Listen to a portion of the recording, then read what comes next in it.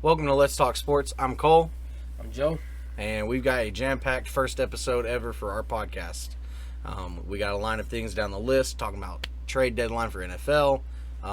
College football rankings came out, and we'll obviously give our reactions to the games last week and going into this next week. So let's get started. First things first, we are going to work on NFL trade deadline. We did have some very interesting trades within these past few days. Some of them I'm not really too fond about. I think some could have been better or was mostly one-sided, especially dealing with a lot of these draft picks that some people would probably say the players weren't necessarily worth that. The first one that I would like to start with is the Buffalo Bills and the Green Bay Packers. So the Bills were interested in a cornerback known as JJ or Jalen Johnson. It was between them and the 49ers. Well, 49ers defense is already too damn good, so really he doesn't need to be there. But the Bills actually chose a different route, and they went with Marcel Douglas from Green Bay. Not a bad corner. Has the potential. To me, I think he lacks a lot of deep coverage. He is better on your quick jump, slants, out routes. He's very good at reading the flat, and I know a lot of this because I'm a Bears fan, and he has messed this up in the past. To me, is he worth a 5th-round pick in the upcoming draft? I will say yeah. I'll say, that's a good spot. I definitely wouldn't have went nothing before a 3rd. I wouldn't have probably even considered a 3rd. So I think that trade was of value. I think he can do things in Buffalo. Division's probably going into a stronger division. You got teams like Detroit right now that's, coming up. But Cole, what's your input on that? I was about to say, I think it's a good pickup for the Bills. The main thing is that not having Stephon Gilmore this season, they have had issues in the secondary and some of the games they've struggled in and the games they've lost.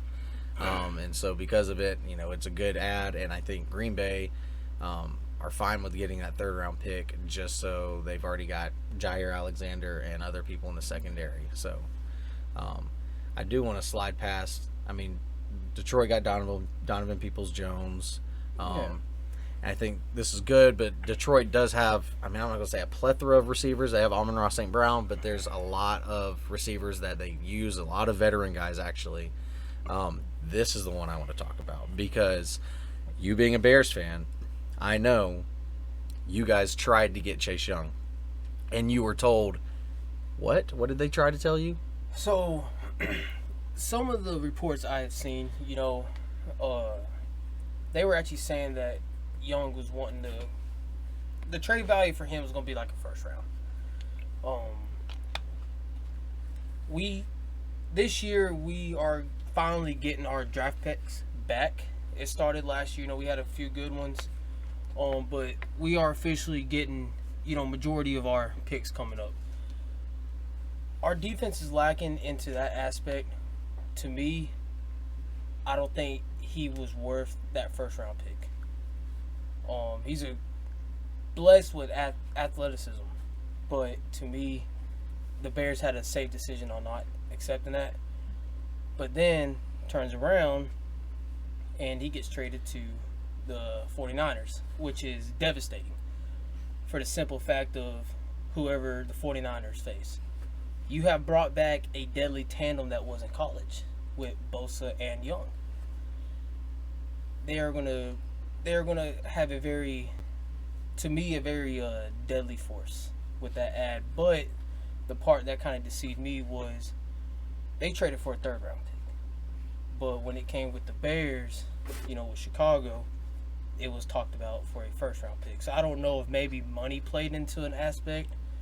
They haven't really announced too much on that. Yeah. So I don't know if they will, but to me I think it was a little upside down. Yeah, and I think that it's probably because maybe personal preference. He doesn't want to be in Chicago. But also, the main thing is like you just talked about it. As Chicago is last in sacks out of the league, Only 10. and that's what they need. And you guys still got a defensive end from the Commanders themselves in Montez Sweat. We did. But it's crazy to think to me that you guys, and we'll scroll down to it real quick. That's a big one right here. Second but round. You guys, a second round pick for Montez Sweat. When if you're going to ask a conversation, who's better, Montez Sweat or Chase Young? Chase the Young. Obvious answer is Chase Young.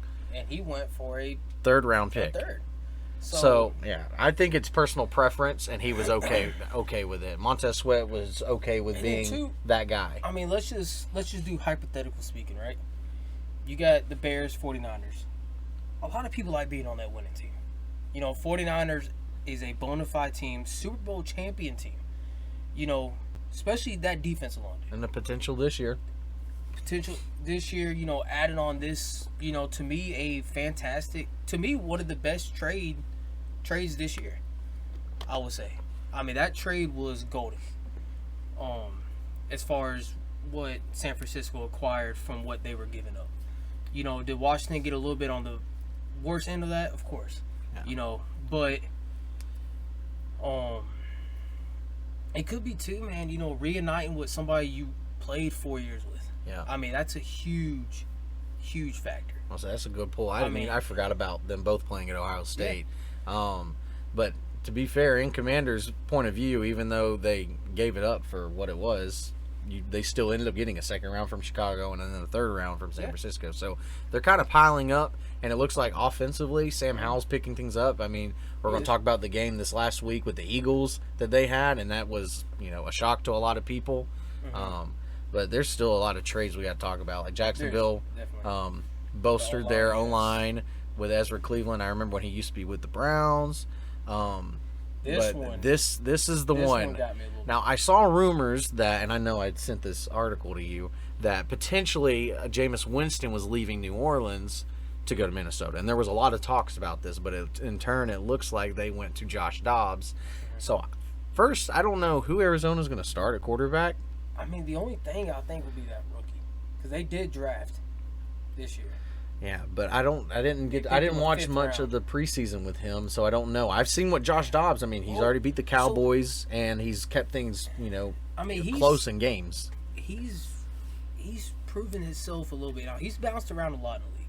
I mean, he's been through several teams. He started with Pittsburgh, and then where did he go next? I think it was just Pittsburgh and Arizona, because he was in Tennessee like 4 years ago. Yeah, well, because he went to one team from the Pittsburgh, and then Pittsburgh actually re-signed him back. Okay.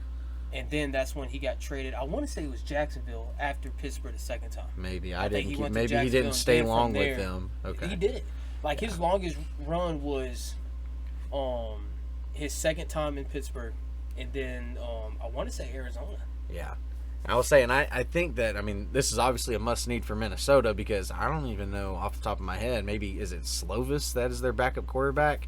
They kind of wish they had Case Keenum from that time that he took over and had that year with them, but I don't know who's starting for Arizona. We know who's starting for Minnesota now. It's going to take Josh Dobbs a little bit, and he's going without Justin Jefferson. It's going to hurt a little bit, but he's going to force the ball to T.J. Hawkinson. Jordan Addison, for sure. We're going to talk about a little bit of fantasy stuff whenever we go to pick these games, because I got Hawkinson and I have Jordan Addison. So since the Jefferson injury, I've had no problems. We talked about this one. I did see this, the Falcons trade for a defender after Grady Jarrett got hurt. I know Grady Jarrett's not hurt Falcons fans, but since Deion Jones left, there hasn't been a bona fide defensive player on that Falcons defense since Grady Jarrett. It's the only person I can think of. There's a few people they have traded for recently, but Grady Jarrett's been with Atlanta for forever. And I know Deion Jones went to the Rams, and then Keanu Neal is with the Raiders. Is either that or who played Thursday. We'll talk about the Monday night Raiders and Chargers. So that's kind of bottom line for I can't think of any other Falcons. So I saw this one, Leonard Williams, which the picks were kind of strange. I know how high of a draft pick he was, and for the New York to get this one's still crazy. This is not the trade deadline, but Kevin Byard going to Philly. He's a bona fide safety. He's been fantastic with Tennessee. They got Terrell Edmonds, so they got another safety, but 2 other picks. So basically, I gave up the better safety. And then some few other ones that are a little old. Mecole Hardman went back to the Chiefs, which they needed him. Because he's just a mini Tyreek Hill to me, really, and the Jets never used him. From what reports said, you know the only reason why the Jets picked him up? To trade him back? Suppose they said Rodgers single-handedly said, I want Hardman. And they negotiated a trade. I believe it because you got to think, speed receiver. Who else is on the Jets? Randall Cobb. Lazard. There you go. So, I did see this. Falcons got Van Jefferson from the Rams. I haven't seen much from it. Obviously, we talk about Claypool, which is also crazy that Miami's win. Have you seen the stat on teams that have Chase Claypool in their record? So, like when the Steelers had him, and then the moment the Steelers traded him, what their record was. There was so many. Like again, I'm a Bears fan, so I'd seem to be a little bit more up to date when that comes with that team. There were so many, episodes in locker rooms. There was a time where right before we actually did trade him, our head coach, Matt, did not let him travel with the team. Told him to stay at home. So I remember you telling me about that. That's right. That happened 2 games in a row where a coach told a player not to travel with his team. He was not injured. Yeah, he was not getting fined. Yep. He just told him, I do not want to see you. He wasn't even allowed at the home game. He was not allowed in that stadium. No, it was basically a done deal. That's just, for a coach, that was one of the first times I've heard of that. Well, and the thing is, people talk about, give the player a new location, better opportunity. Well, this is now his 3rd location, and being in Miami to just see. And I think that if there's a place for him to actually land, it's probably to be in Miami because of the coaching style that's there and the success that he gets from those players. Now, is it true about what I believe? I'm drawing a blank. Miami's head coach is what, Daniels, right? McDaniels? No, that was Raiders. We'll talk about that. He got fired. Yeah. What's his coach? I know he was the offensive coordinator for San Fran. You did say McDaniels. It is. It's not. I was thinking Josh McDaniels. It's Mike McDaniels. If I remember. Is that what it is? Yeah. Is it true? Because I saw something about he had announced that there was going to be a position change, but I never heard nothing else after that. That he was going to turn Claypool into that tight end aesthetic, a little bit more of that big, just seam route. He can line up in that spot, but he's not going to be a true tight end because he's not. He's. I don't know who. I'm trying to think off the top of my head who their tight end is. I think it's Smythe. It's not Gillespie. He's New England. He's New England because New England actually has 3 tight ends. They have Hunter Henry. Finally, just made his debut really against who did they just upset? Buffalo. Wow, yeah. So we'll talk about that too. That was his first touchdown pass all year. Was against them. Yeah, but New England's been through some rough spots, and then a lot of New England fans talk about Bailey Zappi over Mac Jones. They talked about that last year, and then Belichick said no, it's Mac Jones, and then turned around and saw what he did. Those debates happen with almost every team. Yeah. There's only select few teams that you honestly could say probably has never been a discussion at quarterback. Yeah. Philadelphia, the Chiefs. Let's see, who else do we have? Call assistants. Talking about teams for teams that just don't have debates when it comes to talking about their fan base. No, as far as the quarterback position. You just the bona fide. Unless the Chiefs, of course, the Jets. I would say the Jets situation, but even then, they're not arguing that Zach Wilson shouldn't be the guy now after what he's kind of been doing. It's just he's not Aaron Rodgers, but he's better than he has been before. Just being with Aaron Rodgers.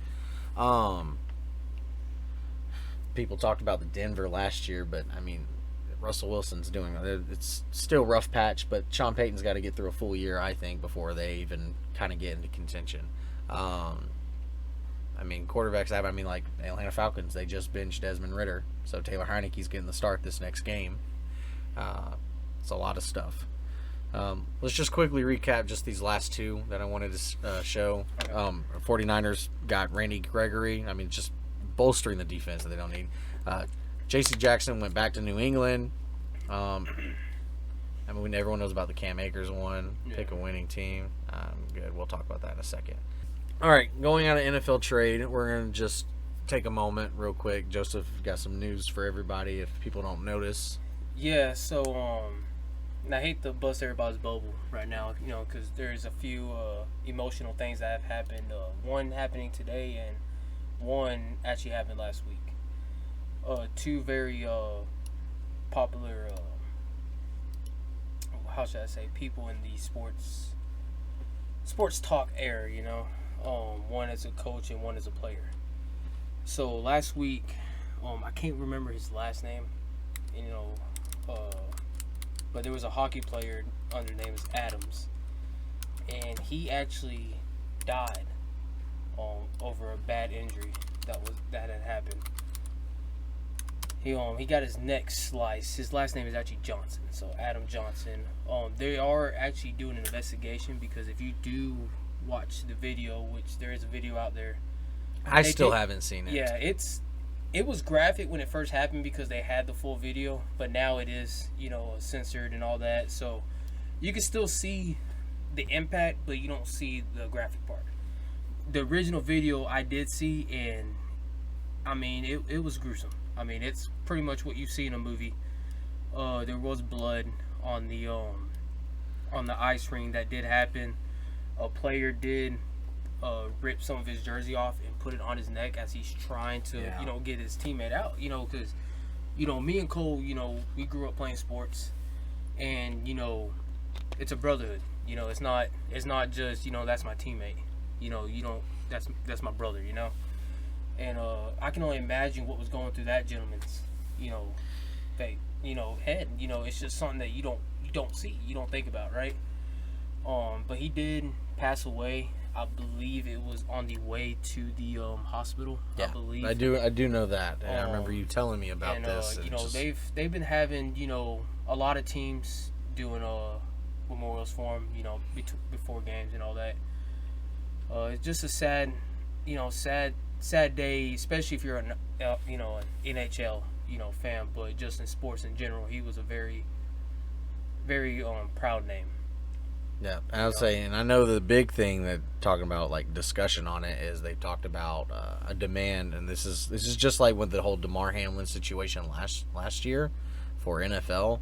Yeah. Now they're like demanding that they wear neck guards because of the injury. Because I mean, they fall all the time. They're very aggressive all the time. Yeah. And I'm not obsessed with hockey, but I do keep up enough with how like the Penguins are doing, and like Tampa Bay Lightning and teams like that. Not to cut you off or anything, but too, hockey is one of the only sports still to this day that hasn't been changed as much. Yep, agreed. You pretty much got 10 years from now, if you watch football, if you watch a game that Thursday night football, you watch that tomorrow, right?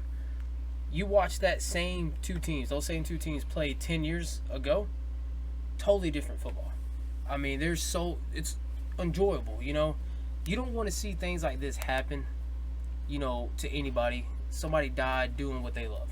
A family saw their husband, their dad, their grandfather, whoever it may be, die, during a game that, he plays. On live television. He plays pretty much every day. Because you're always practicing, you're always doing something. But it is the only sport that really hasn't been changed. I mean, I can't think of another sport that hasn't drastically changed within years.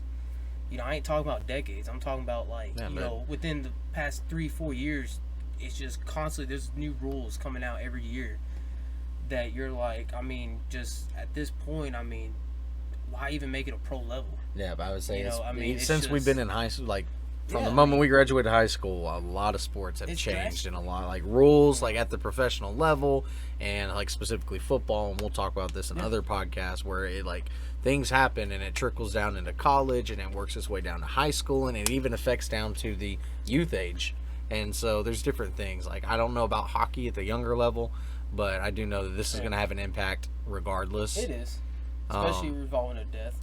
I was saying, then talk about Bob I Knight. guess. Yeah. So this actually happened today, and I actually got the report maybe a little under an hour ago. So it is relatively recent to the public. Um, there was a very well known and high valued coach in the college basketball era, and his name was Bob Knight.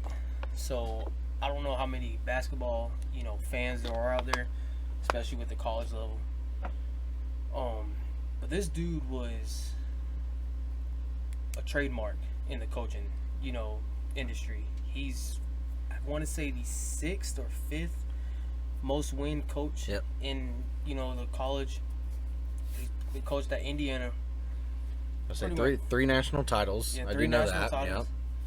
And it was very upsetting when I saw that. It's always as a sports fan, not being biased to any sport. It's sad when you see somebody, that was loved like that. That made his mark. That everybody knew who he was for what he did. And whenever you see a passing, in the sports, family, it's tragic. It's I don't watch basketball, but I knew who he was. Yeah. And it's just when you can make a name for yourself like that, it touches people. I mean, it's heartbreaking. He died at the age of 83. Lived a long life, made a lot of stepping stones. Man, very successful coach.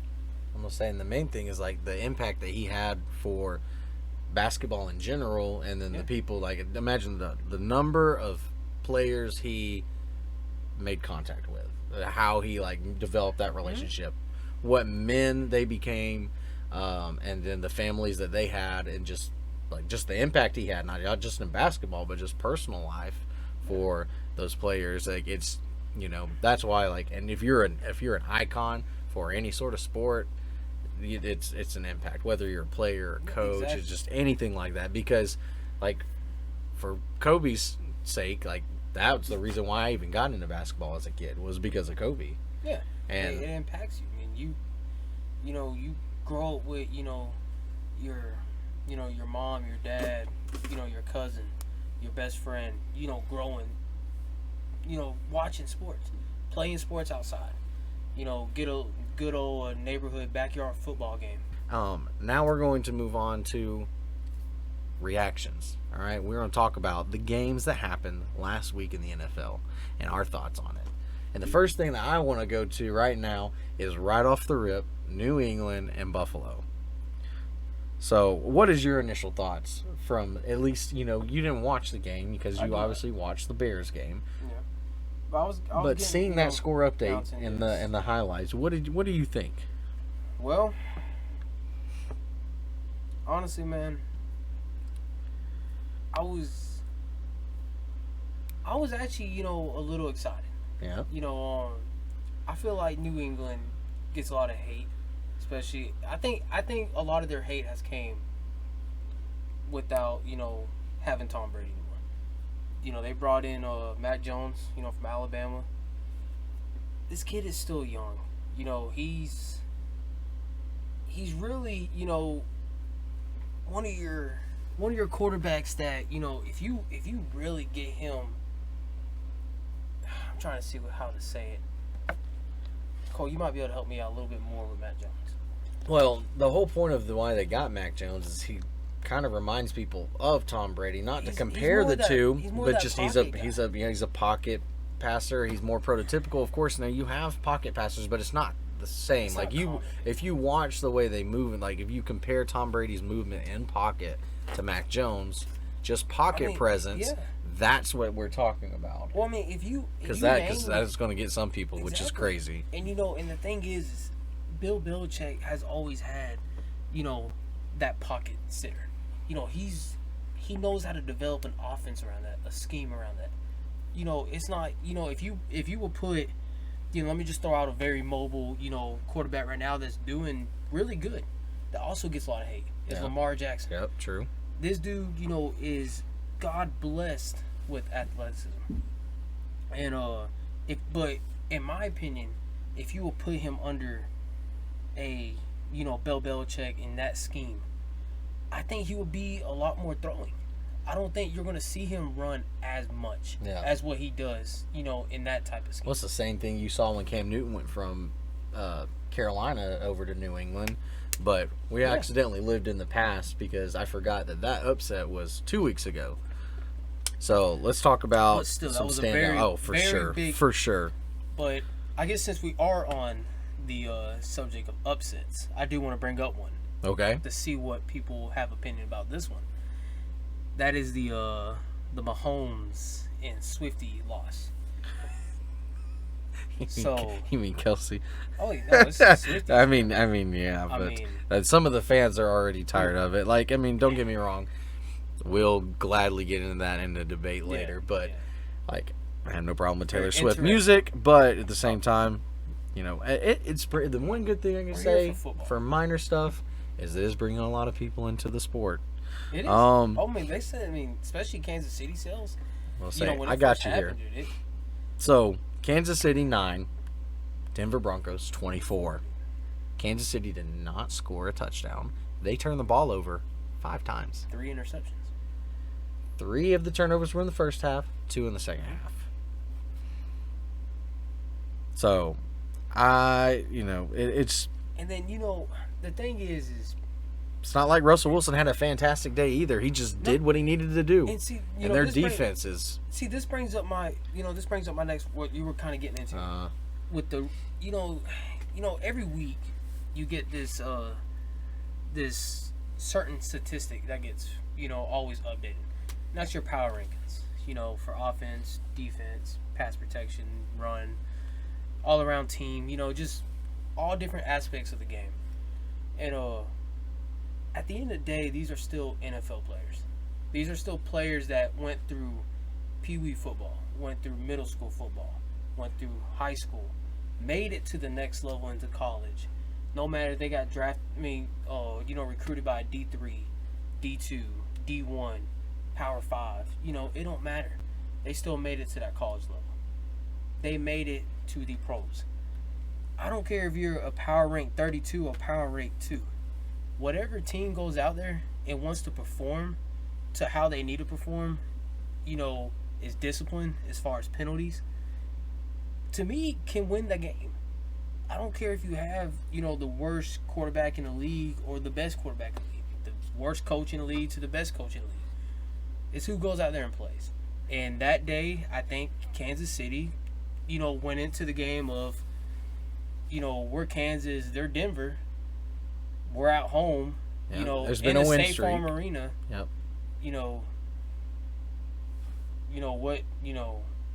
What can go wrong, State Farm I Arena. know. It was I was thinking of who I know, sponsored but that. it was at Mile High, and It was a home game. It was Mahomes a- did throw only 2 picks, but there were 3 fumbles. I thought it was 3 interceptions. Uh, So I but got like the numbers mixed up. example what you said, like for like the quarterback thing. Think about the Cleveland Browns. They don't have Deshaun Watson. They've had PJ Walker, and he has caused upsets, which we'll get onto a past upset that has led into a trickle effect for a certain team. They did lose to Seattle, but you got to think the Browns, after losing 28-3 to the Ravens, they upset the 49ers. They went to battle with the Colts 39-38, and then they have a great game with the Seahawks. So talking about that example, like PJ Walker, but like also Philadelphia Eagles, Washington Commanders, Eagles won 38-31.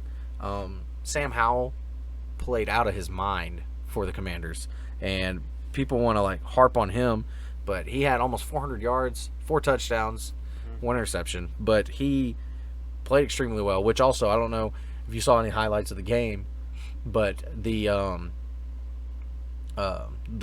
I don't like calling it the tush push, but the brotherly shove, right? The quarterback sneak that the Eagles have, it got stopped. But you know who stopped it? not the Commanders. It was their own fault. It was the exchange between Kelsey and Jalen. Fumbled on the 1 yard line. So that's how it messed up. And I think there was another time that they tried it, and I think they actually genuinely got stopped. There were 2 times. So that's one thing. And A.J. Brown has just been playing out of his mind, like consecutive games. For him to also get that, he beat Calvin Johnson out on that record. That's fantastic. Great news for him. And he's not really looking at records. He's just playing ball. That catch too. Oh, you talking about when he just that's the definition of getting moss. That's gonna get on ESPN. It was like within an hour of it, within an hour of it happening. But to keep on with the same, this ain't really an upset. This is more of a proud moment. You know who I was extremely proud of, and with his all around performance to leadership to proven doubts that was happening. Going into him being drafted. Is this the game I was literally about to talk about? Are you talking about the number 1 pick versus the number 2 pick? No. Oh. Who are you talking about? I was talking about my boy from Kentucky. Levis? That performance was immaculate. That performance was now. It is Atlanta. It is Atlanta. Yes, you do have D-Hop, which is arguably probably finally the best hands in. D-Hop finally played like Nuke Hopkins, not DeAndre Hopkins. He finally played like Nuke Hopkins, which you can't say it's because of the whole Julio was there, wasn't there. It wasn't. Yeah, because I'm also props to Julio, got him a touchdown catch with the Eagles on his very first game with them. When Philadelphia and Miami played, that was 17 Bama players on that field, which is crazy to think about. But I know Georgia, Ohio State, Notre Dame, LSU, those are the top teams from college that are representing the NFL, and it is ridiculous to think about how many players. If you just count those players, we'll have to pull that stat up next time we talk.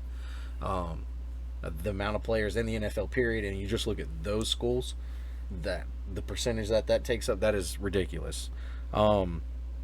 Cowboys plaster the Rams. What I was talking about when you're talking about being proud of someone like Levis, the Panthers beat the Texans. So you're talking about the rookie quarterbacks played each other. Panthers won 15-13. So, I mean, Houston has been playing very well. For them to be 3-4 now, that defense has been very well. Love their head coach. Everyone remembers he came from is the DC for 49ers. Has a huge background in the NFL with his experience at linebacker. He's got a reputation to keep up with just because of how he was in college, how he was in NFL, and then him just transitioning to coaching. And people have speculated rumors from college that he was going to be Nick Saban's replacement at Alabama, but that's obviously not going to be the case because he's probably not going to leave the NFL now that he is, and especially because that was his main team that he played for was Houston. Let's look here real quick. So Bryce Young was 22 of 31, 235 yards and a touchdown, and then C.J. Stroud was 16 24, 140 yards.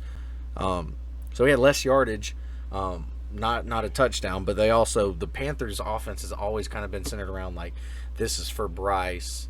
Their O-line is a lot worse than the Texans. Texans still have some spots. I mean, that's the whole point of why they were allegedly the 2 worst teams, but they really weren't. I mean, I know Chicago had their struggles too, and they traded that pick away. And so now things are looking good for them for this next upcoming draft. But I would say the running game, I mean, your lead rushers for both teams weren't even over 50 yards, so props to both of their defenses to do what they were doing. And you know me, I love defensive games over offensive games. Like, if I could have a perfect scenario football game, it is always in that most NFL games where it's like in the teens to the 20s, and it's really like you don't know if they're going to score or if they're going to get stopped. Like, it's really unpredictable because it's professional football. Adam Thielen, it just took him a moment. I think after game 3, he's finally taken off, and he's the leading receiver for the Panthers. So, we didn't talk about every game, but we have some reactions for a lot of them. We're going to finish off with one more reaction, and it is my friends, Bears versus the Chargers. Now, last week was fantastic. It was. But this past week that we just had, Agent B, in a scenario where Fields have gotten hurt, and nobody's going to take that term from us, he is now Agent B. He is not Bajent. And so we will refer to him as that from now on. Agent B looked fantastic in that first start. And then you go into the second one, and I mean, the main thing is he still looked very well done, but you got to remember this is his second start. Still a rookie. There's already rookies that have been playing, Undrafted so too. that's what I'm saying. I mean, And just to give a little side fact of Agent B, he is currently right now the only starting player in the NFL that came from a Division II school. I'm about to say at Shepherd University. Shepherd University. And some people don't know. Go ahead.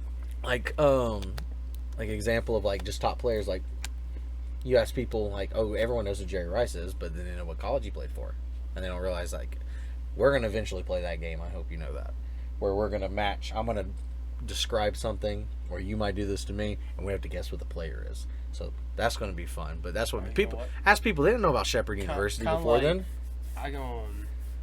Kind of like that game that people play with the overalls. Guess this team. Yes. It'd be like a Madden term. So they'll say, this team has, let's say, a 90 overall quarterback. Their receiver 1 is an 89. Their receiver 2 is a 76. And their receiver 3 is an 84. Okay. Their tight end, is a 82. But their running back is a 94. Can you guess that offensive team? A game like that would be interesting too.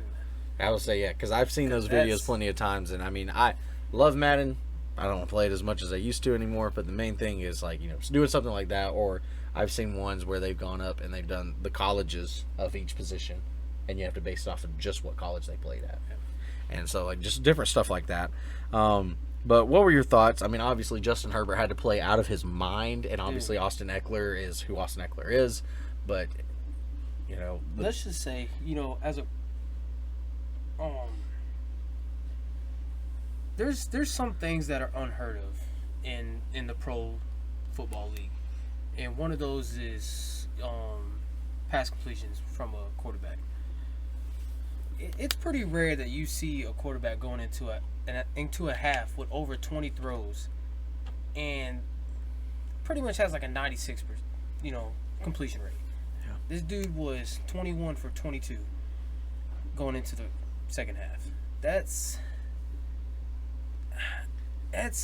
well, he finished 10 of 18 in the second half, so that's still. I mean, yeah, but I mean, just to think that you had one incomplete pass, a whole half of football, and it's not like you only passed 3 times or 4 times. I mean, you passed over 20 times.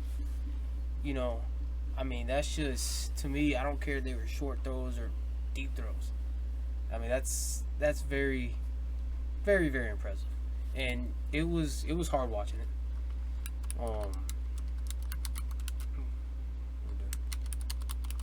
You keep talking. I don't know. Yeah, it was upsetting, but we came off a real impressive win in my mind over the Raiders. There was one dude that I was timid about going into that game, was a very underrated to me defensive player, and that's Crosby. To me, he's one of the best DNs out there. I mean, that dude is, if he's having his game, that dude is very hard to block. He did have in the first quarter, he had 9 interferences as far as interfering with the play. Didn't make the play, which I'm glad about, but he was back there a lot. But we made our check downs, had our blocking assignments done, went in disciplined. Sunday night, we did not. Yeah, I mean, we had a lot of penalties that we shouldn't have had on big plays. Some penalties that cost us, us converting on that third down that we needed, or getting us put out of field goal range. I think another big thing was coaching in that game to me. I don't really like to blame, certain things, but I think coaching did let us down there. There was some fourth downs that I feel like we should not have went for, and should have at least cuffed up the 3. There was one that, we went for it on their 20, on our 20. Didn't make it. We gave them the ball on the 20. I mean, how that offense was moving, I'm surprised our defense held them to 3. We gave them a free 3 points, but our next drive we get down to their, I want to say it was like maybe they're 15, 20, somewhere around there, and we go for it. I mean, just get the 3 that you gave up right now. I mean, because right now you're playing the chasing game. No matter if you get a field goal or a touchdown, you're down by 4 scores. Yeah. Just get the points that you have. Get some momentum. We're kicking off. Let's play defense. All right. Let's move on. So, it's Tennessee at Pittsburgh. You want to go into details first? You want me to give you some background before predictions, or what do we want to do? Because there's a lot actually going into this game. Well, let's start with that. And then we'll go into the predictions. All right. So obviously, Will Levis got his first start last week. Now he's going to go into his second start. So you're also going against Pittsburgh. A more bona fide defense. About to say but shockingly, Tennessee has the 13th best defense, and Pittsburgh has the 23rd. And then offense, Pittsburgh has the worst, and Tennessee's at 27th. So it's the main reason is because Tennessee can run the ball. That's that's bottom line. Najee has not ran the ball very well for Pittsburgh, and neither has Jalen Warren. But the record says otherwise. Pittsburgh's 4-3, Tennessee's 3-4. But Will Levis is going to get the start, and they're not sure if Pickett is. They think that he's going to play after his injury in the last game, and he went out in the half. And Trubisky took over. But if so, Trubisky will have to play this game. The main kicker is Minkah Fitzpatrick got hurt for the Steelers. He did. And so that means you have a weakened secondary for Will Levis. And he did show glimpses of why they drafted him so high in the first place. So, let me tell you the spread real quick. So the line is Pittsburgh by 2.5 points. So Pittsburgh is favored. It also is at home. And so a lot of times home games, if you were at a neutral field, they'll take out 3 points. So on a neutral site, it's probably going to be Tennessee. But they have at home for Pittsburgh, it's 2.5. And then the over-under is 36.5. So what are you taking? You taking Pittsburgh to cover and score more than 3 points and win? Or are they going to win by 2 or less, or Tennessee wins? I think Tennessee's going to take it. I was going to say, I probably agree with you. Tennessee's probably my pick as well. I think even if Pickett does play, yeah, I think it's, how should I say it? I mean, it wasn't a big win what Tennessee had right now because they should have beat Atlanta. Yeah, agreed. But in their eyes, you're coming off a big win. Your rookie quarterback just shined. Mm-hmm. That's a huge momentum right there, man. I mean, to me, I think Pittsburgh does have the better defense, besides power rankings, of course. But I think it will be a good game. I think it's going to be within 10. I wouldn't say. All right, but Tennessee by 10 still means that we're going to go against the spread because Pittsburgh is favored. Yeah. Over under is sitting at what I say 36.5. I think you said 36.5. Yeah. So do we think that the total is going to be more than 37 points or under? I think this is going to end up being a low scoring game. I think it will too. I'm about to say maybe 13-17 is the final, so that's a total of 30. I'm going to go with 13-17. Or 17-13 Tennessee. That's my score. 17-13. 17-13 for Tennessee.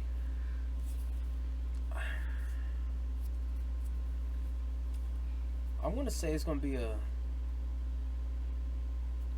You said by 10, so 20-10, 23-13. That's probably 23-13. I'm going to say 23-13. Because...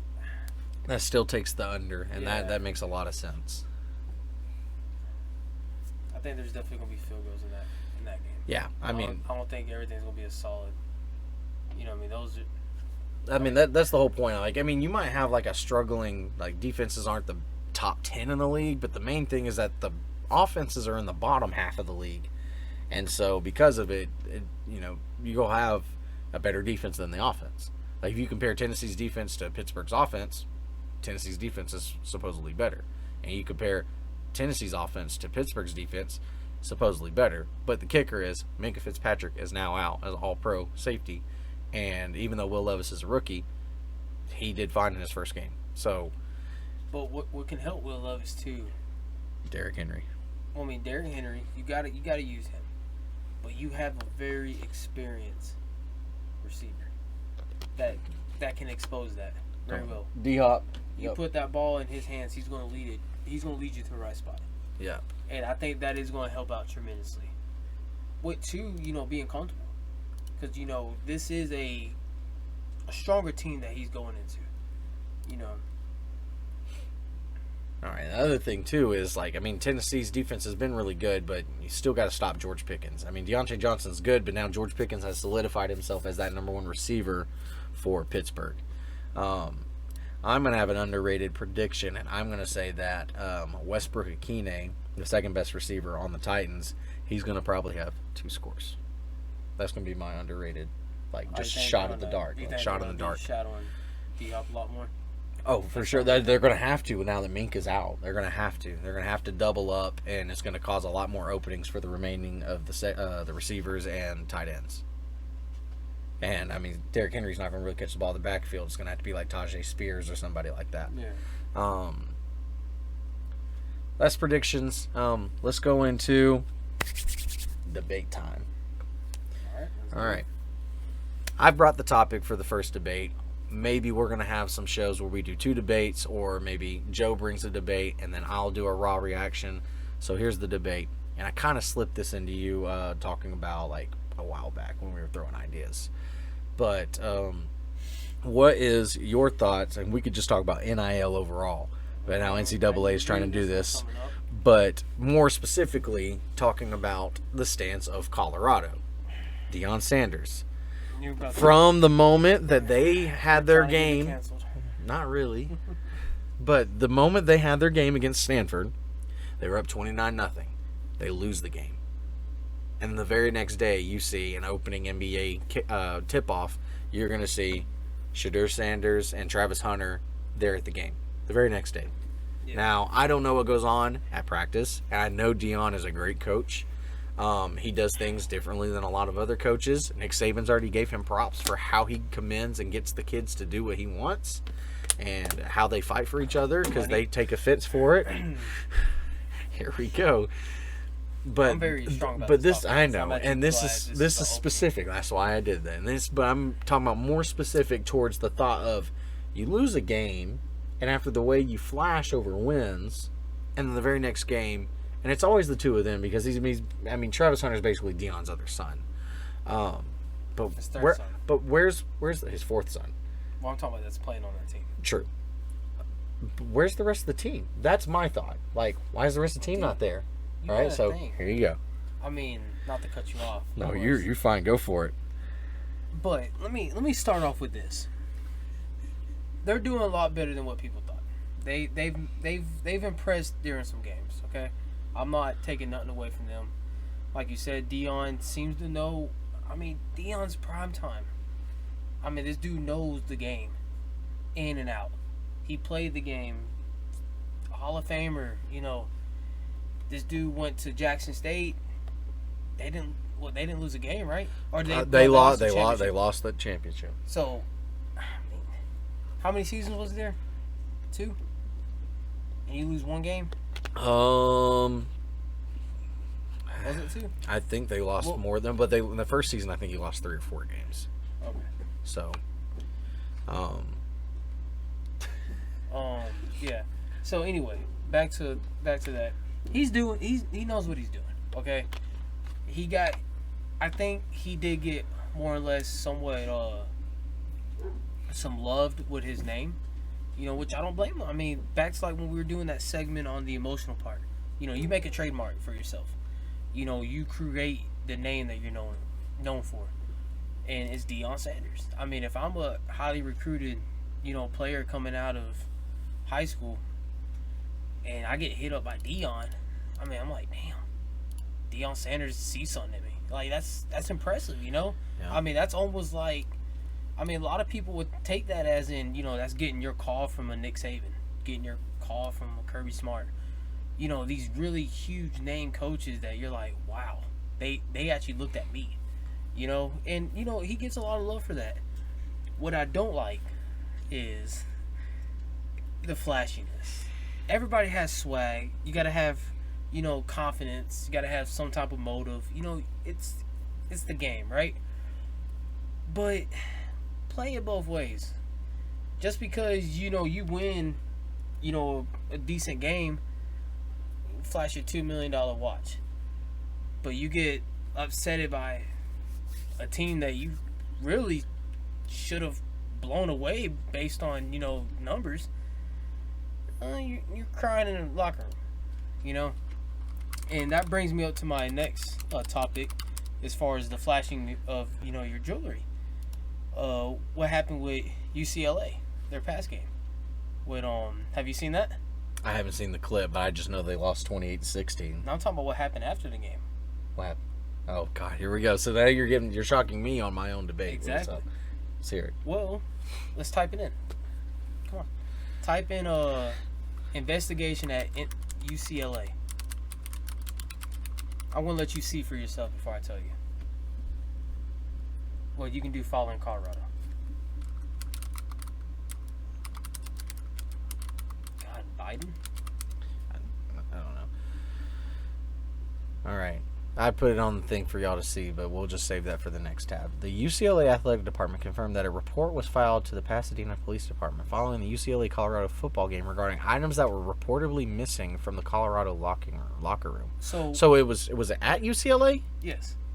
So it was at UCLA. They broke into their visiting field house locker room and basically stole watches and stuff like that. I think they had said there was a number close to $2 to $3 million worth of jewelry stolen out of that.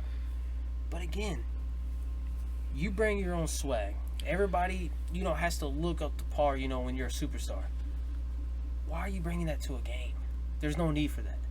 Do you have it there to parade, or do you have it there just for show, to show the millions I'm making as a college football player?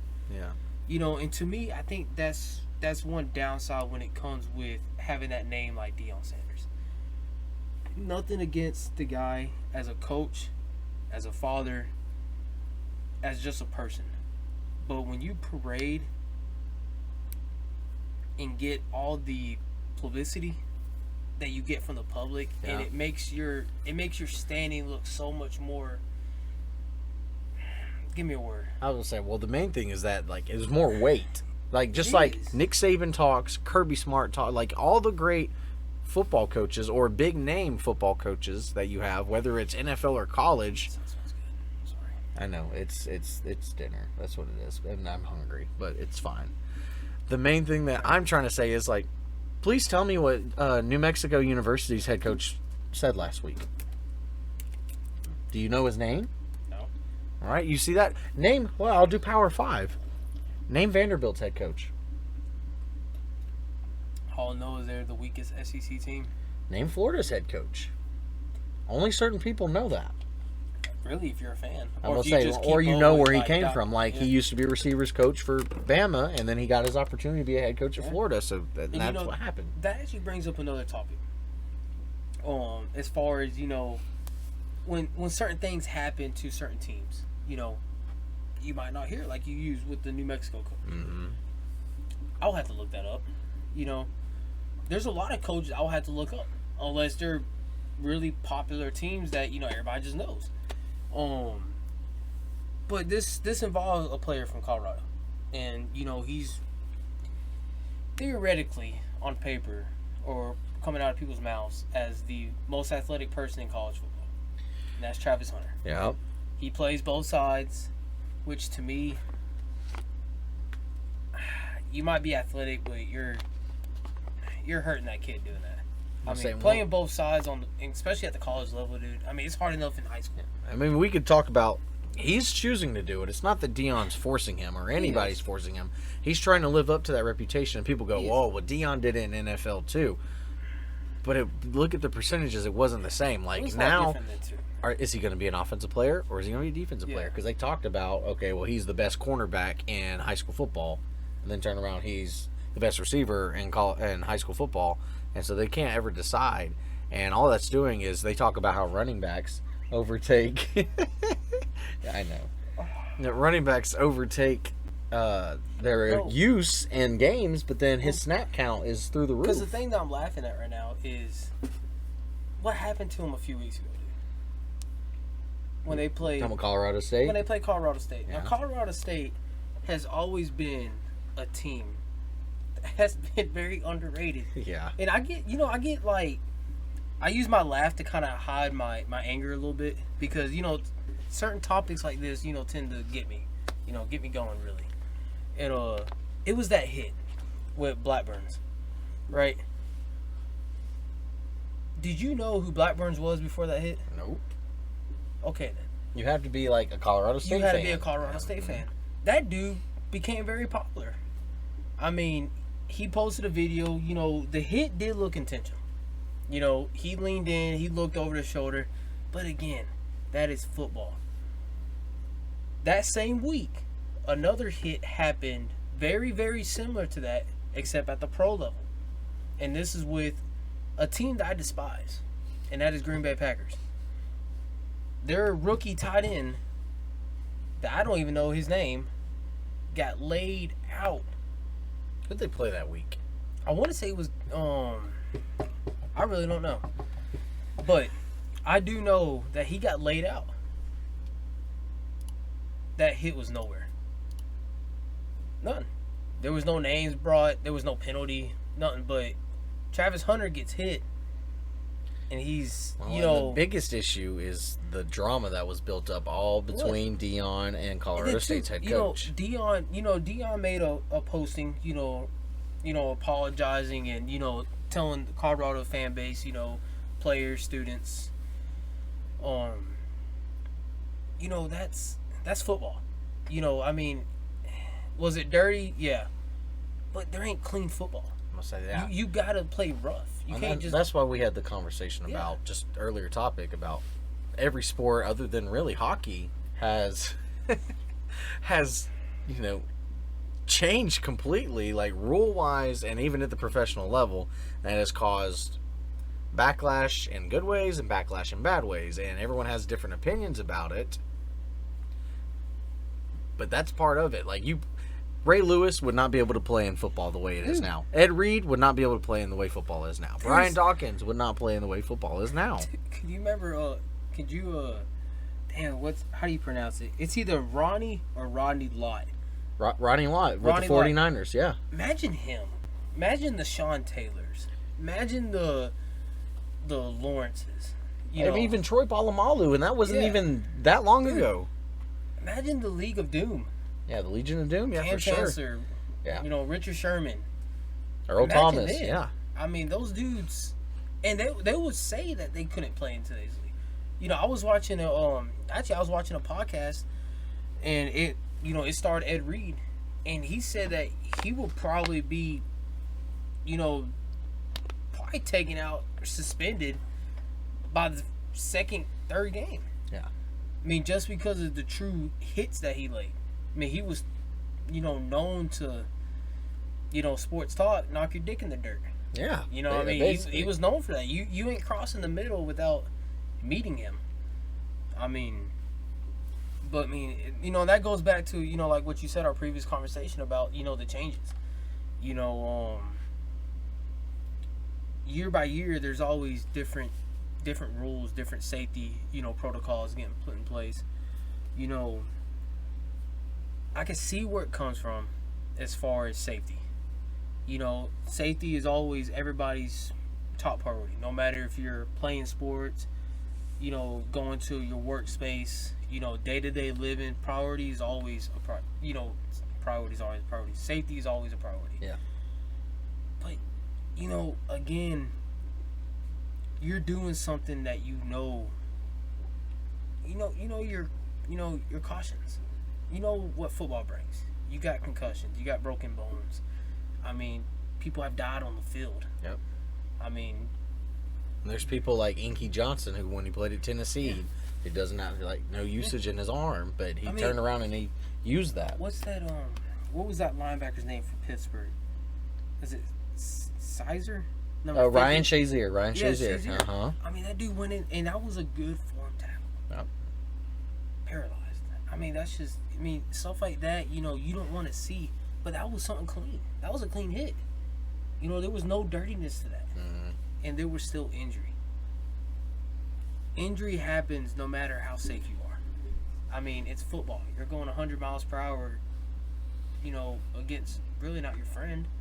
Yeah. I mean, exactly. But I mean, it's going to war. But I mean, that was a big rabbit hole. But I mean, to be fair, it all starts with the NIL. You see how it gets both of us going. Whether it goes from NIL to Dion to the way coaches are, and then talk about the safety and then everything. And so, I mean, all it takes is suggestions for debates, and I'm sure you'll get both of us going. I mean, it's a strong topic, especially something like that. Yeah, for sure. There's a lot of mixed emotions. Well, and we'll talk about it later, but it's starting. That's why I'm talking about trickling down into high school. That's starting to happen in multiple states, and Georgia being one of them. It's going to be scary. Like Texas and Georgia tried to opt out at first. Tennessee, Florida did, and then basically there were a lot of athletes that tried to. I don't want to say threaten, but there was a potential that they're going to leave Georgia high school or Texas high school to go to these other states like California and Tennessee and Florida and then other ones, and they're not going to have the athletes anymore in that spot, and so now it's going to cause problems. So then Georgia, Texas tapped out. You know what's funny is I'm going to use our state for an example. Yeah.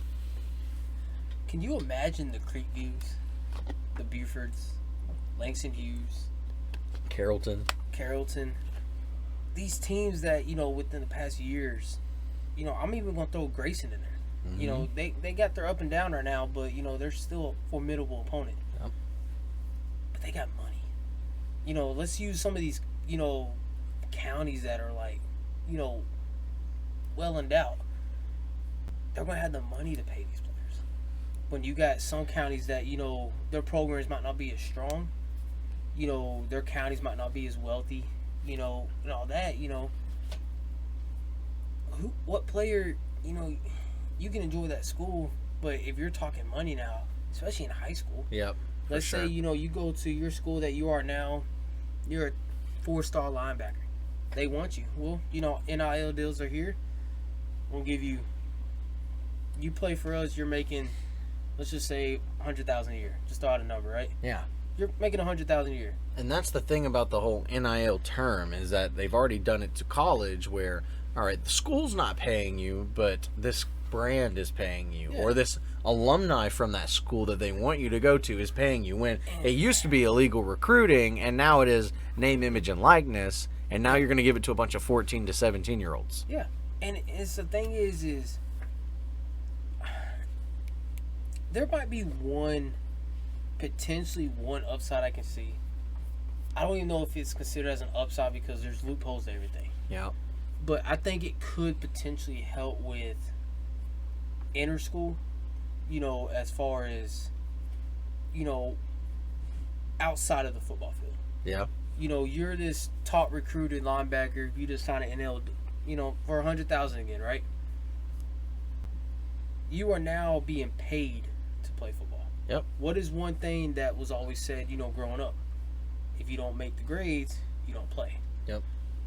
Not everybody goes by that anymore, but it is still predominant in sports. I mean, it's academics, Well, especially in high school, se. Will this push the players a little bit more now? Because now money's on the line. It's not like I'm getting benched the game, but I'm still going to Alabama next year. Yeah.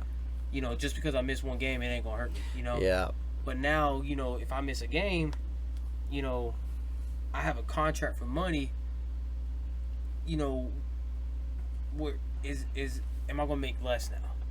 It's just, there's a lot of logistics that go into it. My other thing is like, of course, these are going to basically be, unless they're a senior, they're going to be minors. Yeah. And so the main thing is they can't directly get the money, so it's supposed to be going to their parents. Well, multiple things have happened where they say the age limit is now 16.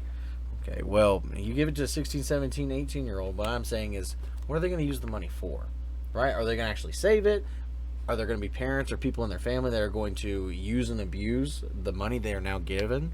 I mean, Or are you going to have them riding around in a Lamborghini at the age of 16, and then you're going to start having accidents happen, just like what's happened in Georgia for multiple occasions, and now you're going to get that at the high school, and you're going to have that at the high school level. Because you can't tell me the high school kids they're not crazy too, just like college. I feel like it was you that brought this up to me, right? Because I didn't even know about the high school in LA. Yeah, it was me. And I thought Cole was lying. I mean, I was like, there's no way they're gonna pay high school kids, because it had been brought up that, of course, it got brought up with the same scenario as far as, NIL deals for college was, something that was like far stretched. That happened, and there's some out there that are making, a couple million.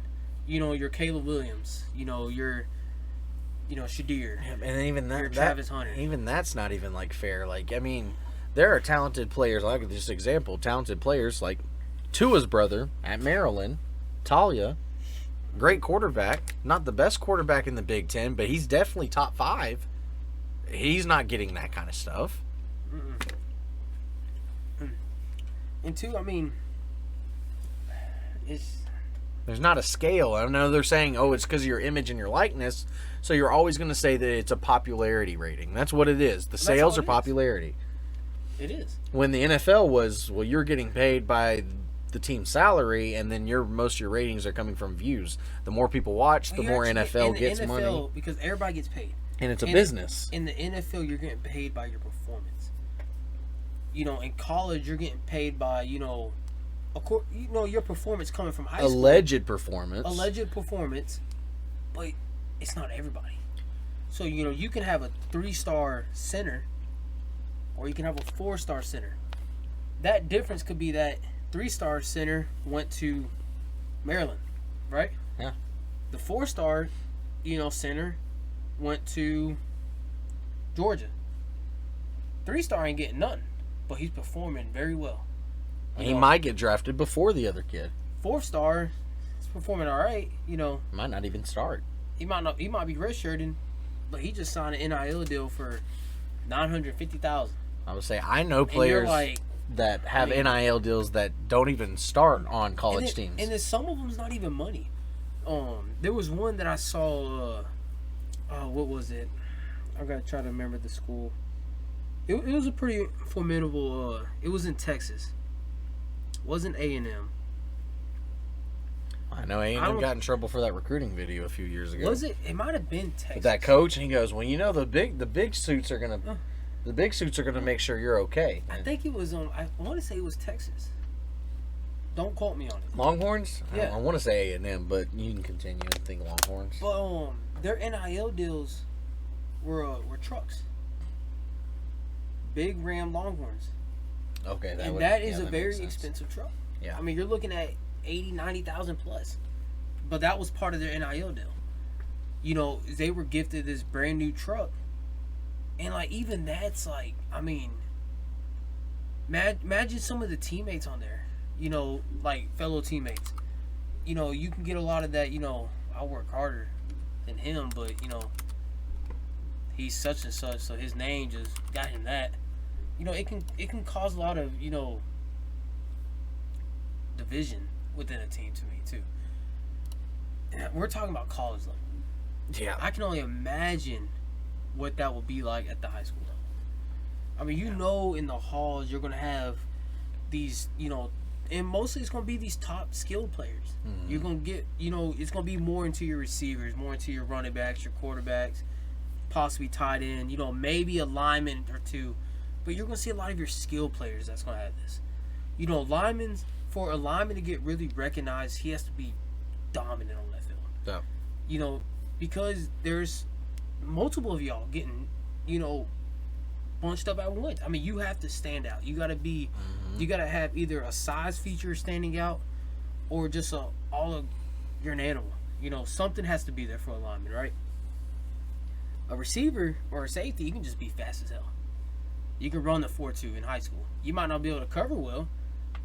I can use you somewhere. You run a 4.2. I'm saying that happens a lot of times in high school, So where I'm you'll have gonna a sign kid, you. Yeah. he plays safety because he's fast in a high school setting, but then he's not fast at college, Yeah. puts weight on, they move him to linebacker, and there you go. I feel like now they're getting too greedy with that. Yeah, well, like example here for college, like people who have podcasts right now, Jason and Travis Kelsey, one of the greatest centers currently in the NFL, one of the greatest tight ends in the NFL, and then you could also talk about really they have both Hall of Fame potential. Really, if they haven't already reached it, but they have to get to a retiring point. No. They both played at the University of Cincinnati. That's homegrown. That's where they're from.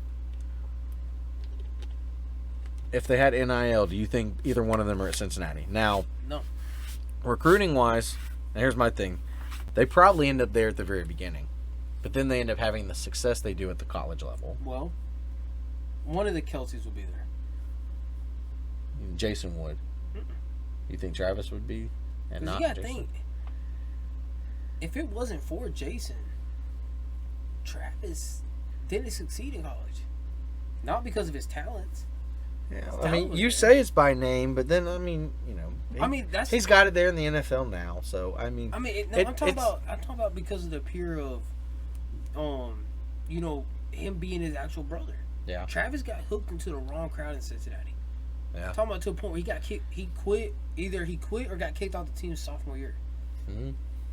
If it wasn't for Jason talking to that coach, Yep. showing the potential that his brother has as a tight end, and then coach giving a second chance. Not many coaches give a second chance, Especially but he now. knows the performance. Mm-hmm. He knows the potential he had.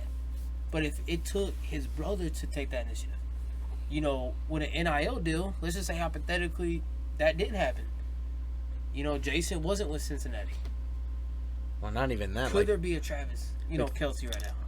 And even you go even farther than that. Like, think about Travis got into the wrong crowd without an NIL deal.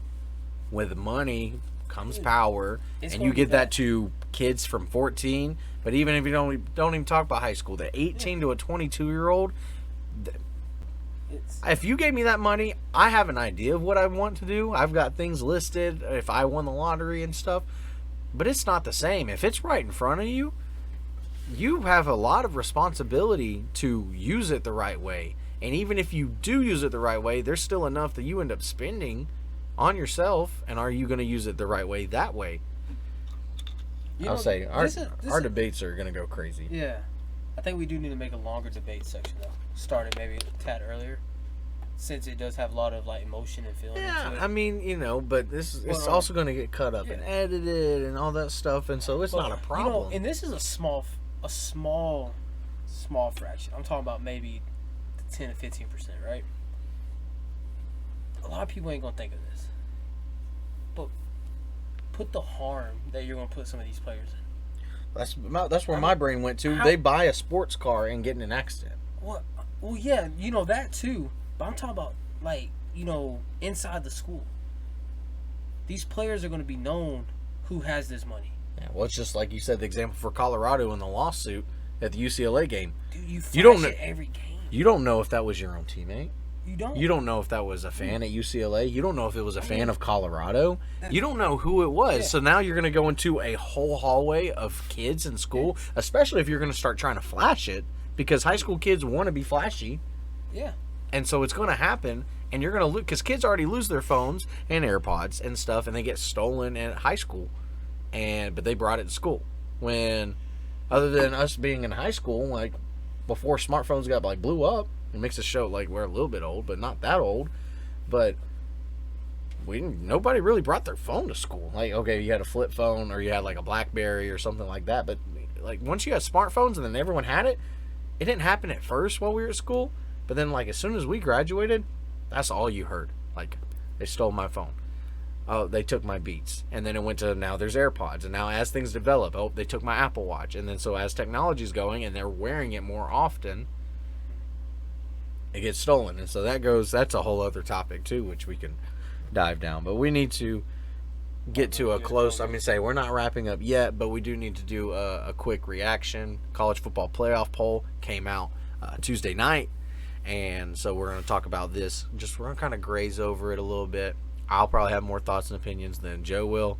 He's the NFL guy. I'm the college guy. And then we were going to end on some sports trivia. There is definitely a lot of mixed emotion with these polls, though. Oh, for sure. I know. Right off the rip, the top 4. Number 2, Georgia, and number 1, Ohio State. Georgia fans, especially because we live here, fuming. Now, my uncle is a Georgia fan. His personal opinion, he said he loves it. Why? Because he knows Kirby Smart's going to use it as motivation. And also, to be fair for the college football playoff, Georgia really hadn't played anybody yet. I mean, you could say it's the SEC. Yes, they got 3 tops coming up. I was going to say, but Kentucky and Florida are the best teams they played that have 3 losses now. And were they ranked at one point? Sure, but they're not now. And it's all about the end result, not the in the now. Yeah. But they have, like you said, Missouri, Ole Miss, then Tennessee. There's where they're going to flip in front of Ohio State. But Ohio State's already played Notre Dame. And Notre Dame is probably the best 2-loss team other than LSU. And then Penn State, which is one of the top 1-loss teams. So, Ohio State, Georgia, Michigan. I personally think they were going to bump Georgia down to 3. And Ohio State was going to be at 2. And they were going to have Michigan at 1. I didn't bring this topic up. We'll bring this up next time. But the debate about the investigations Michigan's under. Give some time. We'll do some research. But I personally think they wanted Michigan at 1. Or they were going to vote that. But that actually had some sway. And also, in Georgia's sake, injuries do matter in the college football playoff ranking. And Bowers is part of it. Because they don't know. Florida State has been dominant, but at the same time, ACC doesn't look that strong, so they're going to put them at 4. Washington at 5, Oregon at 6. Makes sense because of how close that game was. But Washington's also had a few struggle games. So out of undefeateds, other than Air Force, which is at the bottom, this is all there's left. There's 6 undefeated teams. And so Washington, out of the 5 of them, that's the worst. And you have a representative in only 4 conferences because now your top team in the Big 12 is Texas because Oklahoma lost to Kansas. Hey, and I know this is somewhat about the polls because I know we haven't gotten all the way down there yet, but this is referring one of the top 5s, right? Okay. And one of the current undefeated teams. Okay. This is a little like, I don't want to say shocker, but a pretty, to me, I think a very potential event that we haven't seen in a very long time. If Georgia slips around and loses two games. Not even 2, 1 potentially, because even though Alabama hasn't looked consistent, it doesn't. Well, I think if Georgia loses 1 game and the other 4 stay undefeated, well, that's not possible. Michigan, Ohio State, but I'm talking about this could be a year that in the playoffs there's no SEC team. That's true. I would say, yeah, if Georgia loses 2 and then they beat an LSU or Alabama in the West, then you don't have. But of course, if Georgia loses 2, I think Tennessee's in the playoff or in the championship as a 2-loss team. Because, like, say Tennessee beats them, or if Missouri beats them, Missouri has 1 loss. So then you would have to say Bama beats Missouri or whatever. A lot of things would have to happen, but basically you have the highest SEC team would have to be 2 losses. That's basically what you're saying, and it's possible. It is definitely possible. Michigan, Ohio State, that's going to get cleared out eventually. The thing about Ohio State this year is they're just like in Bama's situation, a high-studded quarterback, gone to the NFL.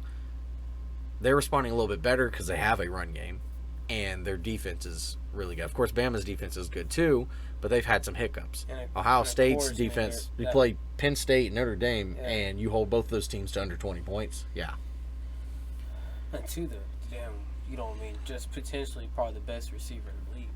Yeah, and Marvin Harrison Jr., I know. I mean, that's what I say. If he doesn't get hurt last year, and of course Georgia fans are like, oh, it's part of the game, but people don't realize that in the last 3 big games Georgia has played in, other than against TCU, which, you know, they won that national championship, but like close games. So Ohio State last year, Bama in the SEC championship, and then Bama back in the Natty before Georgia had lost in that previous SEC championship. So the last 3 big games Georgia has played in, there has been a receiver on the opposing team that has gotten hurt.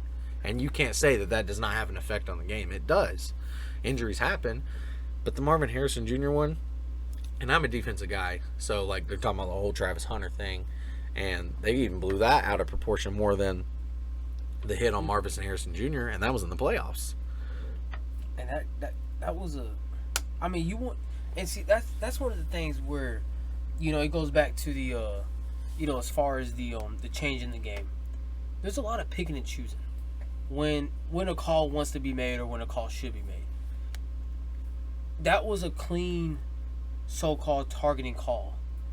He leaped, left both feet, led with his head, and hit Morrison in the head. I was saying That his hands didn't touch it first, that so I is mean you script could break by it down. script exactly what the so-called targeting penalty is. And I'm sorry But if you nothing was called. I would say if you flip the jerseys, Georgia fans will argue that refs are always against them, but people don't realize, and you and I at least are not biased, and even with our own teams, that we are aware enough to know that officials make mistakes. Are there some that are really blatant and bad, Yes. and sometimes it makes you question things? Yes. But you're always going to see things towards your team because it's your team. Exactly. If you would actually just watch the game But in the two man, like, and not you know, watch your team, you would see that officials make mistakes on both sides. And there's always that story that you got to look at too. You know, Georgia, Stetson Bennett, back-to-back natties. Yep. You know, God bless America. You know, if that call was made, that story was out the window. Yeah, and Ohio State's probably your champ because TCU is not beating Ohio State. Exactly. Especially at that. You just beat the number one team, Georgia. You prevented them from Repeating. repeating. And then, you know who you're playing. You know, and taking nothing from, you know, Max Duggan and TCU. They were a formidable opponent that whole year. And they deserve to get in. They beat some teams that, you know, you were like, dang, you know, y'all have something. But I'm sorry, that Ohio State team was not going to be touched. Just, you know, and, you know, you can say same as Georgia because look at the score, right? Yeah. I mean, but you look at, like, Michigan. Michigan, to me, out of that last year's team, I thought Michigan was probably the best out of the four going into the playoffs. But then their offense still showed it, but they had no defense when they played TCU, and that was the problem. They did. Let's finish the rankings real quick. Oregon's best one loss. I can agree. Texas would definitely be next. Alabama, and even though Oklahoma beat Texas, their loss to Kansas put them down to 9. Ole Miss at 10. Love this because people don't really understand how good Ole Miss really is. Have they had struggles and hiccups? Sure, but their only losses to Bama, Penn State, Missouri, right there at 12, Louisville at 13. That Pitt loss is crazy to me. They still should be undefeated. But that's on them because that's what happens when you sleep on a team. And a team that wants to fight. And that's the other thing with NIL we'll talk about, where I feel like teams with losing records, those players are just like, all right, I'm just going to transfer out. Or they're just like, I'm just going to ride with this. There's no point in me, you know, doing that. Whenever you get down to it, too, I know it's coming up. Right here, LSU and Notre Dame, top 2 loss teams. You know, and then, too, you know, that really hurt us, you know, as Notre Dame. Yeah. You know, because we lost to Louisville, that lost to Pitt. Yep. You know, and then that's where you get into that, you know, as far as, you know, who your opponent actually loses to is a huge part into your rankings as well. Mm-hmm. Because if they, let's say... Well, like, I mean, Texas's case, right? Their one loss at Oklahoma, but their one, like, Bama's 7-1, and their one loss is to Texas. So that's why they are where they're at. Yeah.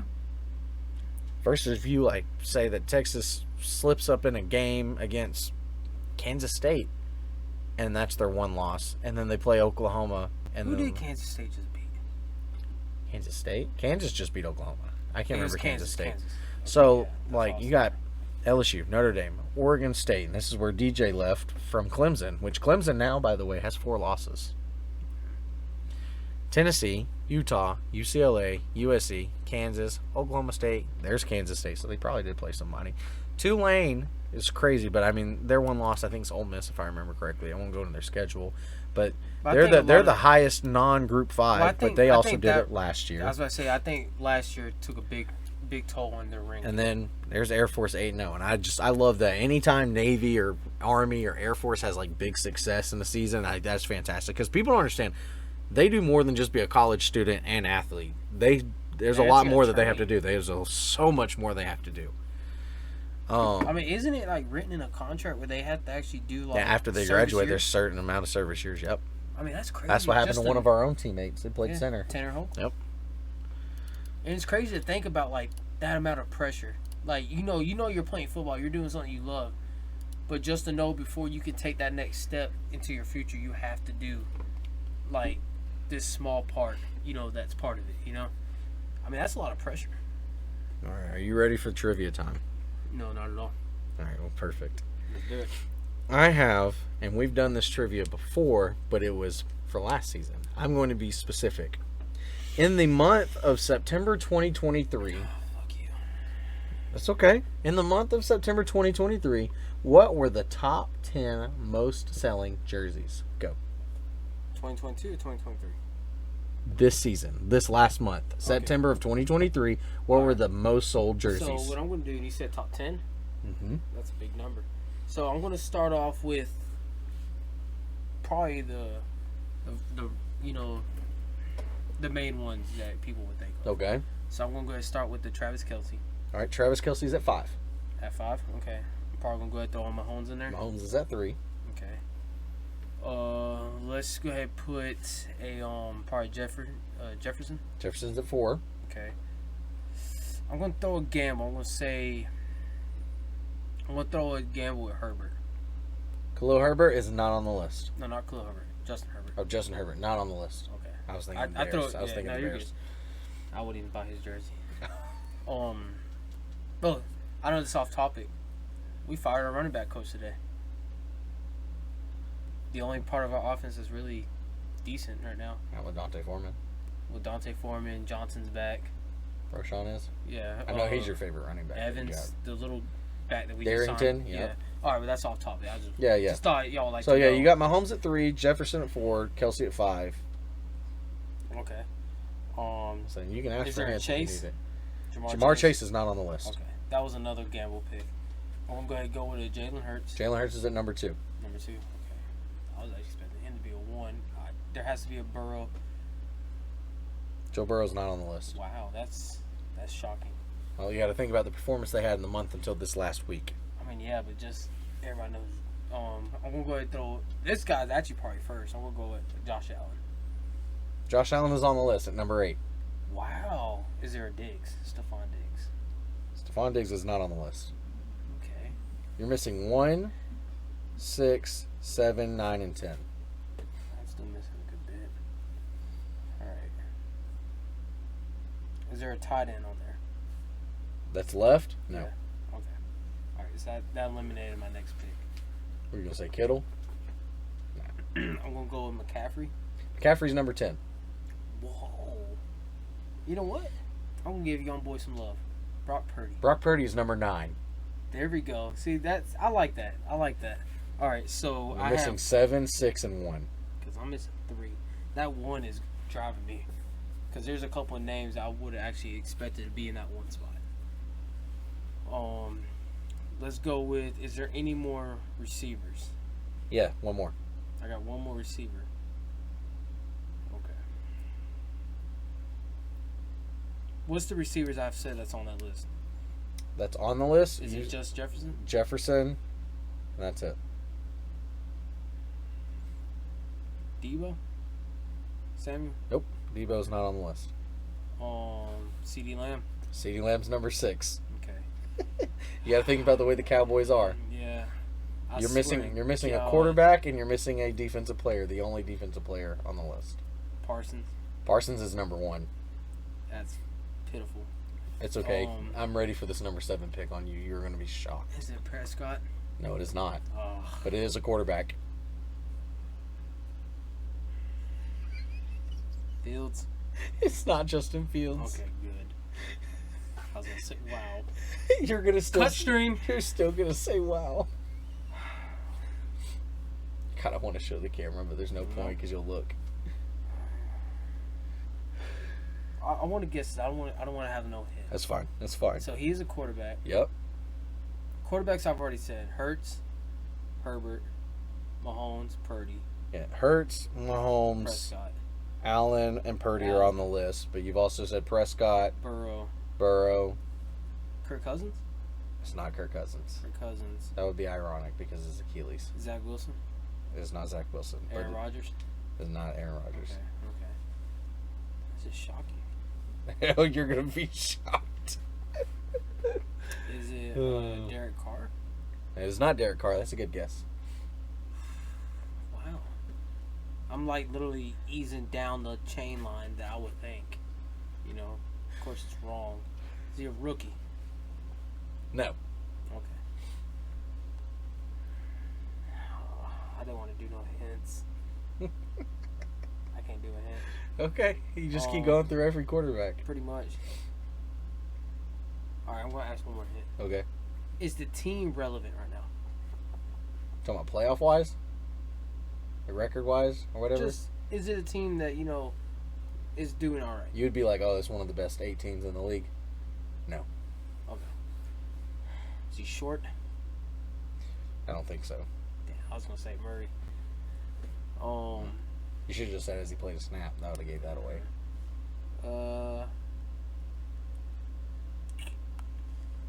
Because the hint I really want to ask is AFC, NFC, but to That's me, fine. I can't do it. Okay. I want to get this on my own. I want to be shocked, You're still going to be shocked no matter how many hints you get. Dude, a quarterback that I'm going to be shocked with. What haven't I said? Oh, man, guys, this is Is he crazy. a starter? Oh, yeah, for sure. I feel like I've said mine.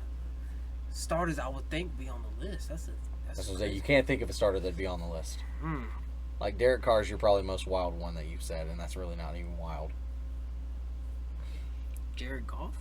No. I think Jared Goff could be on there, but he's not going to because it's Detroit. Love? Jordan Love is number 7 on the list. Oh my god. So the stream has ended. I'm gone. Who wants to be a cheesehead? Who breaks up and says, I want to be a cheesehead? I want to be a fan of a cheesehead. Oh my goodness. I want to wear a block of cheese on my head. I'm so glad I used this as the first trivia. I'm like literally crying. Oh, I wrote down September 23 jerseys. Honestly, I'm not even going to lie to y'all. I was wanting to end the stream on the emotional topic, but I didn't want to end it bad. Well, Cole just twisted that on me and ended worse. I had to. I knew that was going to be the last pick, too, because you weren't going to guess it. See, this is why this is worth it. When I saw your look, when I said Jared Goff, that's what threw it away. Because I was like, there's no way. Yeah, NFC North. I said Fields. Yep. I said Cousins. And I said Goff. I was like, I'm just going to, there's no way. Let me just eliminate this one, all right? There's nobody from the NFC North. Why?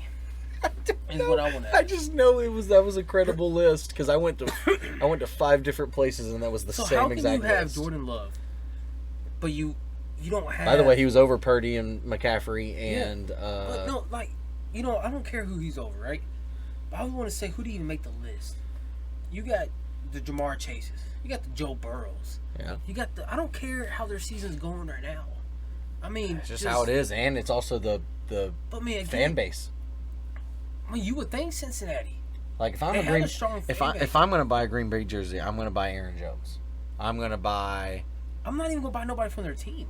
I'm gonna buy a Rodgers. I might buy a Randall Cobb. Like a Favre. I might buy a freaking I'll even buy a Nelson. Yeah, Jordy Nelson. Heck yeah.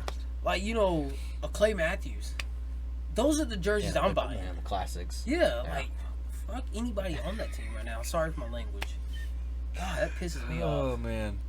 Well, that's gonna wrap up our first episode of Let's Talk Sports. This has been a lot, and that was the plan from right at the beginning. I knew how it was gonna end. Side note too. The only thing about Wisconsin that I like is that 70s show. Just gonna get ended at that. Wow. Yeah. Wow. I'm ready to hear all the Midwest people just fire at you. Do it. Bear down. I'm not referring to the Packer Nation. I'm talking about the colleges like Wisconsin and them. Oh yeah, man. I like. Oh, you're all right. That's fantastic wrestling up there. That's a different topic. If you like it, we might get a guest show for wrestling input, maybe one day. But, oh yeah, we will have features probably coming up. We ain't gonna give y'all a heads up when they do, show up. It'll definitely be Johnny on the spot, depending on who it is. And we are going to try to venture out throughout, get different inputs. Not always having the same person that has the same views on different, the same stuff. we want to branch out a little bit, explore different topics as well. Well, and that's the main thing too. Is it's Let's Talk Sports, not Let's Talk Football. So we both like baseball as well. We talked about basketball, coach, and then and we talked about hockey. But back there, disc golf, we both play that. I got a trophy up there. Just different stuff. It's okay. I didn't get the trophy this year. We came in second. But just a lot of stuff we can talk about and just reach out to different topics, and we'll just have stuff lined up. But it'll mostly be football. But if we throw a third one in the week, or if we find something we want to add in, we're gonna add it in. I'm not gonna lie. I know we're ending. You know what? I'm surprised we actually didn't talk about today. I'm trying to think of all. What's going on right now in sports? Talking about the realignment? No. Texas and Arizona. We didn't talk about none of the games. What about Texas and Arizona? World Series. Oh, we didn't even mention my God, that's right. Like, you're right. That's Well, like I was gonna. events. True. I was gonna save, instead of doing progression, I was gonna save until Saturday for us to talk about the result, because do like a pending Arizona, hopefully getting Game 5 and 6, if I remember correctly. I think Game 7. Texas slips on wins tonight. I know that. Is it tonight? Hold on, we're gonna do it. We're gonna do an update. We're gonna just do this right now, raw, and before we even do this. Before this is even ended. I'm so glad you brought that up, because I thought about it. Yeah, it's top of the 6th, and it's 0-0 still. But if they win this game... Yes, if Texas wins, they're World Series champs. Dude, that's crazy. But Game 6 would be Friday, because this is the last game in Arizona. So that's why they get a day off. So Friday would be Game 6. Saturday would be Game 7. So hopefully Arizona wins tonight, and then Friday. Friday. So that way we can go into talking about Game 7. We can possibly do a break game. We can do either a leading up, because, dude, Texas dominated leading up to this. Well, and you're talking about beforehand. They sweep 2 teams back to back. Yeah, but to be fair, just the way it started, you had the 6-5 game. Arizona had it right out the get go, and then they go into 11th inning, and then it goes into Saturday, and the Diamondbacks go, all right, 9-1, and it's in Texas. Let me ask you this, because I hear this a lot. Again, us living in Georgia, but Arizona hasn't won at home yet in this series. But with this is their last one. Us living, in Georgia, you got the city of Atlanta. Let's talk about the Braves, right?